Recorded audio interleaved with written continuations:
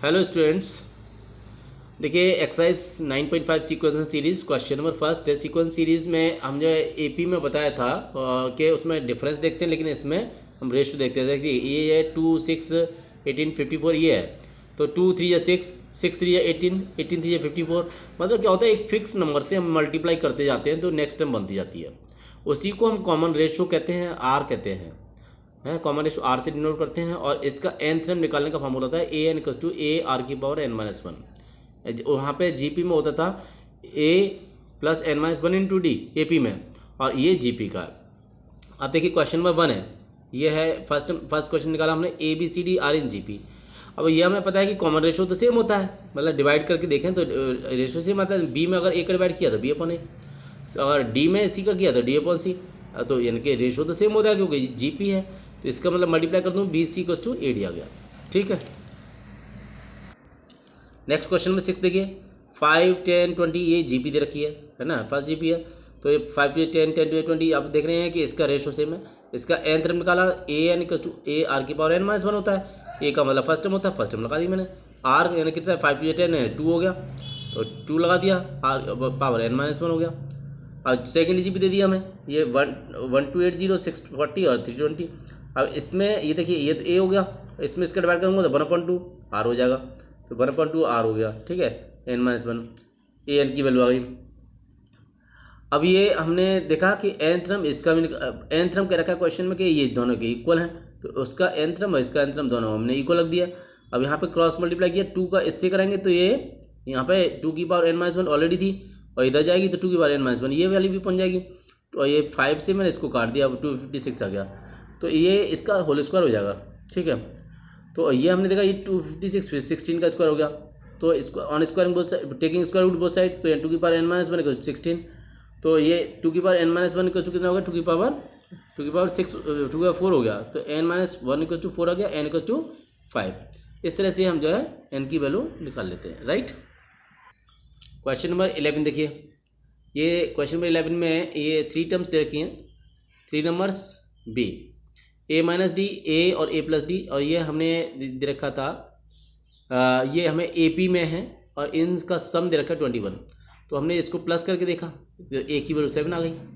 अब क्वेश्चन में ये कह रखा है कि अगर हम जो सेकंड टर्म में 1 माइनस कर दें और थर्ड टर्म में 1 प्लस कर दें तो ये जी पी बन जाती है, तो हमने ये बना दिया। देखिए, और ये ए की वैल्यू निकाल चुके थे तो ये हमने पुट कर दी। और जीपी का मतलब क्या होता है, बीच वाली टर्म का स्क्वायर बाकी दोनों के मल्टीप्लाई के इक्वल भी होता है, ये भी ध्यान रखना। ठीक है, तो देखेंगे कि 6 का स्क्वायर 36 हो गया, और ये इन दोनों का मल्टीप्लाई जब मैंने किया 7 का 8 से, 7 8 से 56, 7 का डी से, 8 का डी से, और 8 डी का डी से, डी स्क्वायर सबको जब मैं लेफ्ट में लाया तो यानी कि D square plus D minus के 20 को 0 बन गया। अब इसके फैक्टर जब मैंने किया तो 20 के ऐसे फैक्टर करो कि माइनस करके प्लस का बना जाए, तो 5 4 20 हो जाता है। तो यानी कि हमने ये देखा, तो यहाँ से डी सॉल्व किया तो डी प्लस 5 और डी माइनस 4 इक्वल 0, तो डी की वैल्यू -5 और डी की वैल्यू 4 आ गई। राइट, अब देखिए यहाँ पे अगर ए की वैल्यू 7 लें, डी की वैल्यू -5 लें, तो 3 नंबर्स क्या हो जाएंगे। देखिए हम पुट करेंगे तो ये क्योंकि ये हमें पता है ए माइनस डी था तो पहला, तो 7 माइनस और -5 यानी 12 हो जाएगा।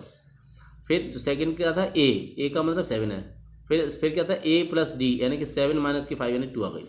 तो उसी तरह से हमने ये वाले निकाल ली। अगर ए की वैल्यू 7 और डी की वैल्यू 4 ले लेते हैं तो हमारे नंबर तीनों ए पी में ये हो जाएंगे। राइट,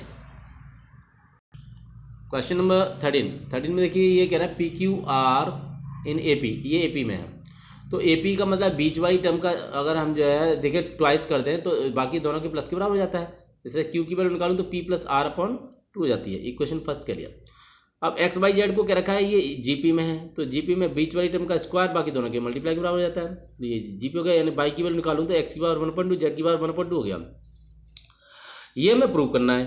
देखिए एक्स की power q minus r, y की पावर क्यू माइनस आर, और जेड की पावर पी माइनस एक्स की power q minus r multiply y की power r minus p multiply z की पावर पी माइनस क्यू, ये इसका multiply करके equals to में हमें कितना लाना है, 1 लाना है। तो ये मैंने यहाँ क्यू की वैल्यू लगा दी। देखिए क्यू की वैल्यू यहाँ से ये, और ये यहाँ से एक्स बाई की वैल्यू यहाँ से लगाऊंगा, तो ये क्यू की वैल्यू और बाई की वैल्यू मैंने इक्वेशन फर्स्ट और सेकंड का यूज करके हमने लगा दी। अब ये देखिए 2r हो गया यहाँ पे ये, और इसका मल्टीप्लाई r माइनस पी का मल्टीप्लाई 1 से करूँगा तो ये वजह कंडीशन हो जाएगी। ये देखिए यहाँ पे 2p माइनस तेईस हो जाएगा। तो अब हमें पता है कि बेस सेम होने पर पावर ऐड हो जाती है, इन दोनों को ऐड कर देंगे, इन दोनों को ऐड कर देंगे, तो ऐड किया तो minus R plus R minus P plus P cancel, minus R plus R minus P plus P cancel, X की पावर 0 वाई जेड की पावर 0 हो गया, और इसकी वैल्यू किसी की पावर 0 हो जाती है तो उसकी वैल्यू 1 आ जाती है, राइट। तो देखिए नेक्स्ट क्वेश्चन 21 देखिए, ये इसमें 3 नंबर्स जीपी में दे रखे हैं और इन तीनों का क्वेश्चन में क्या रखा है कि मल्टीप्लाई 216 है। तो 3 नंबर हम जो जीपी में होते हैं तो हम ऐसे मान सकते हैं a/r a और ar, तो ये ऐसे मान कर प्रोडक्ट देखा तो 216 आ गया, मतलब a r से r कैंसिल हो गया, तो a cube equal to 216, a cube equal to 216, तो a इक्वल टू कितना, ये 6 का क्यूब होता है तो a की वैल्यू 6 आ गई। अब हमने ये हमें पता है कि ये तीनों नंबर थे हमारे पास में, तो उसने क्वेश्चन में ये कह रखा है कि पहले दूसरे नंबर का मल्टीप्लाई करो, तो a/r और इंटू ए यानी a² r हो गया, सेकेंड और थर्ड का मल्टीप्लाई करो यानी a² r हो जाएगा, तो फर्स्ट और थर्ड का मल्टीप्लाई करो तो a r से r कैंसिल हो जाएगा, a² बचेगा, तो ये हो गया 156। और इस तरह से हमने a की वैल्यू लगा दी तो 36 आ गया, और एलसीएम लिया तो r इधर बन जाएगी r² हो जाएगा, r इधर, तो इस तरह से ये आ जाएगा 36r² माइनस 120, ये इसको इधर लाएंगे तो प्लस 36। तो ये सॉल्व किया तो हमारे पास में देखिए फैक्टर करने पर ये हमने 12 का डिवाइड कर दिया पूरे में, तो 12 का डिवाइड करने से आ गया, और 3 3 9 9 में 9 10 हो जाएगा। तो इस तरह से देखिए ये फैक्टर करके r की वैल्यू 3 और 1/3 आ गई। अब लिखा हमने अगर a की वैल्यू 6 माने r की वैल्यू 3 माने तो हमारी जो 3 नंबर जीपी में जो थे वो ये बन गए। अगर a की वैल्यू 6 और r की वैल्यू 1/3 माने तो हमारे 3 नंबर्स ये बन गए, ठीक है, क्लियर। तो देखिए आप जो है इसको स्क्रीनशॉट लेना चाहें स्क्रीनशॉट ले लीजिए,